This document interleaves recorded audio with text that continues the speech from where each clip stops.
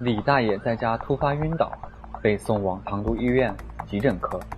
被诊断为急性脑梗塞。检查发现有高血压、高血糖。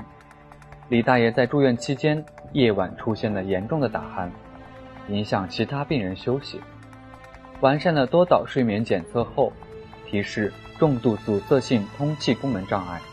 考虑合并睡眠呼吸暂停低通气综合征。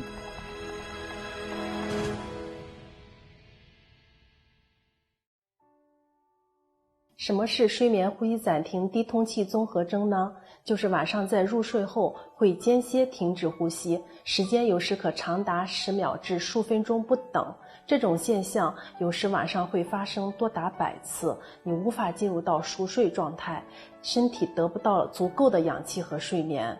睡眠呼吸暂停低通气综合征中最常见的原因是肥胖。肥胖的患者大多有咽腔的狭窄、鼻甲的肥大，当气流通过时会发出鼾声。同时，吸烟、摄酒、遗传、服用镇静药物也会导致，一般以男性多见。好多人认为打鼾不是一种疾病，其不然，打鼾会引起睡眠呼吸暂停低通气综合征，如果得不到有效的治疗的话，机体会长期处于低氧状态，会导致血管内膜的损害，也就会造成高血压、高血脂、高血糖等一系列的疾病。这类患者因为有效睡眠的减少，导致白天会出现头昏、乏力、嗜睡等一系列的症状，从而使你的学习和工作效率的下降。那么怎样早发现、早诊断、早治疗呢？一般在家是无法辨别的，我们必须通过医院的 CT 进行初步的判断，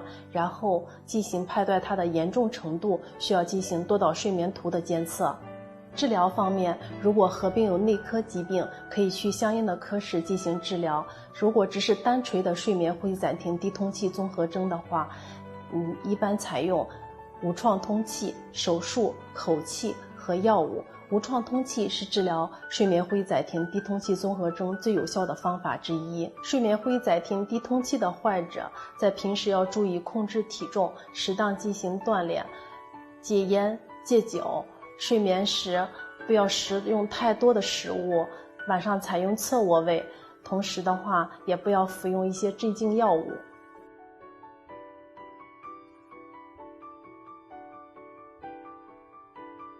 李大爷通过住院治疗及佩戴无创呼吸机后，病情好转出院。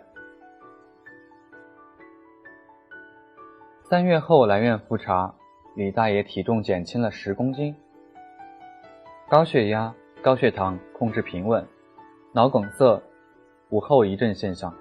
对于睡眠呼吸暂停的有效治疗，可以使您和您的家人获得安静和充足的睡眠，并使您在白天精神抖擞、精力充沛，并可消除或减少打鼾或睡眠呼吸暂停反复发作的低氧血症所导致的多器官功能损害及其引起的并发症，增进健康，延长生命。